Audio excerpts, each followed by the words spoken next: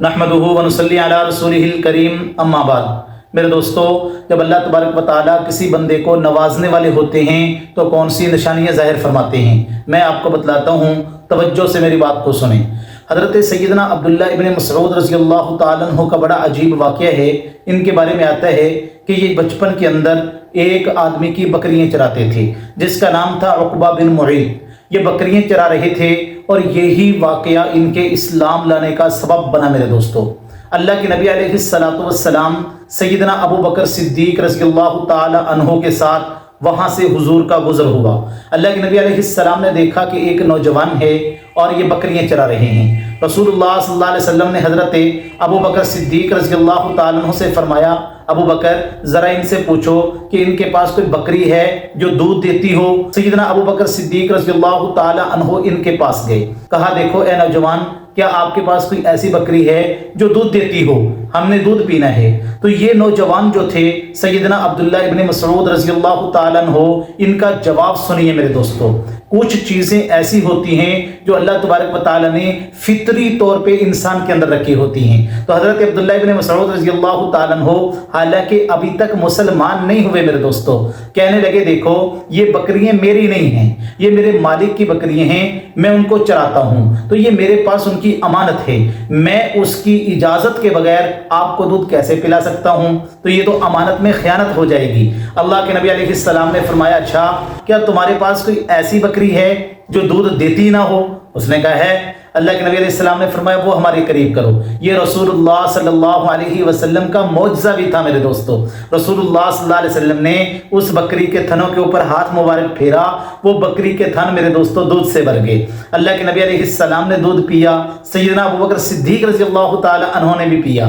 حضرت عبداللہ ابن مسعود رضی اللہ تعالی عنہ کیونکہ نوجوان تھے اور یہ سارا منظر دیکھ رہے تھے، بڑے حیران ہوئے۔ تو جب اللہ کے نبی علیہ السلام جانے لگے نا، تو انہوں نے کہا کہ دیکھیں آپ نے جو کلام پڑھا ہے، آپ نے جو دم کیا ہے، جو کلمات پڑھے ہیں، وہ مجھے بھی سکھا دو۔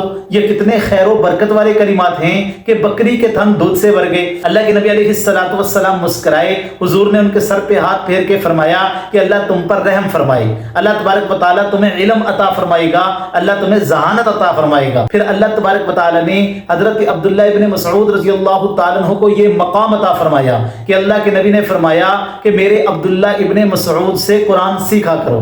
حضور نے یہ بھی ارشاد فرمایا، اللہم فقہہ فی الدین، اللہ میرے عبداللہ ابن مسعود کو دین کی سمجھ عطا فرما۔ میرے دوستو، پھر اتنا مقام اللہ نے عطا فرمایا کہ رسول اللہ صلی اللہ علیہ وسلم کو وضو حضرت عبداللہ ابن مسعود رضی اللہ تعالیٰ عنہ کروایا کرتے تھے۔ اللہ کے نبی علیہ السلام کو تکیہ مبارک حضرت عبداللہ ابن مسعود دیا کرتے تھے۔ حضرت عبداللہ ابن مسعود رضی اللہ تعالیٰ عنہ فرماتے ہیں، ایک مرتبہ اللہ کے نبی کے ساتھ میں سفر پہ جا رہا تھا، حضور علیہ السلام نے فرمایا عبداللہ اس درخت کے اوپر چڑھ کے میرے لیے ایک مسواک تو بناؤ۔ اب حضرت عبداللہ ابن مسعود کی ٹانگیں جو تھی وہ پتلی تھی، جب یہ اوپر چڑھے تو صحابہ نے ان کی بریک بریک پنڈلیوں کو دیکھا تو مسکرانے لگ گئے، ہنسنے لگ گئے۔ اللہ کے نبی علیہ السلام نے جب یہ منظر دیکھا فرمایا میرے عبداللہ ابن مسعود کی پنڈلیوں کو دیکھ کے تم مسکراتے ہو، ان کا وزن قیامت والے دن احد پہاڑ کے برابر ہوگا اس کے نامہ اعمال میں۔ میرے دوستو، یہ ہیں حضرت عبداللہ ابن مسعود رضی اللہ تعالیٰ عنہ۔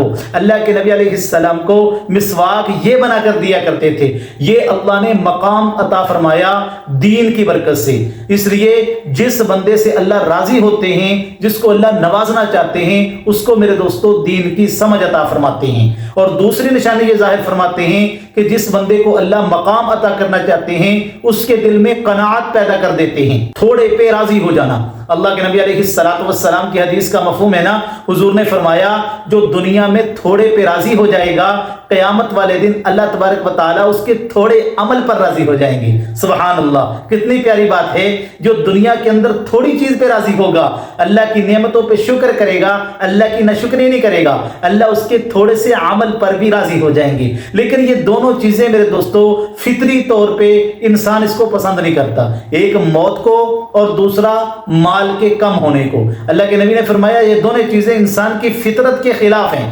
انسان کہتا ہے میں زیادہ زندہ رہوں، مجھے موت آئی نہ، حالانکہ حضور نے فرمایا الموت تحفۃ المؤمن، موت جو ہے یہ مومن کے لیے تو تحفہ ہے۔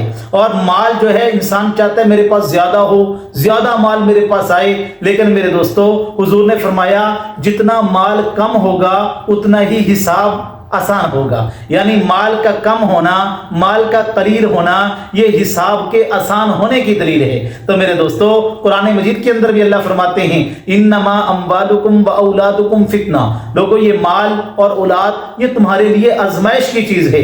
تو اس لیے جس بندے سے اللہ راضی ہوتے ہیں اس کے دل میں ایک تو دین کی سمجھ عطا فرماتے ہیں اور دوسرا اس کے دل میں قناعت پیدا فرما دیتے ہیں۔ اور تیسری نشانی یہ ہے اللہ تبارک و تعالی اس بندے کے دل سے دنیا کی محبت کو ہٹا لیتے ہیں، یعنی وہ دنیا کی محبت اس کے دل میں اتنی غالب نہیں آتی کہ وہ اللہ اور اللہ کے رسول کے حکموں کو توڑ دے۔ رسم و رواج کے اوپر آپ دیکھ لیں، نام و نمود پہ آپ دیکھ لیں، شادی اور خوشی معاملات میں آپ دیکھ لیں کہ لوگ کتنا پیسہ خرافات میں لگا دیتے ہیں، اللہ کی نافرمانیوں پہ لگا دیتے ہیں۔ جس بندے کو اللہ مقام عطا کرنا چاہتے ہیں اس کا پیسہ ان چیزوں پہ نہیں لگتا، وہ صدقات پہ لگاتا ہے، خیرات کرتا ہے۔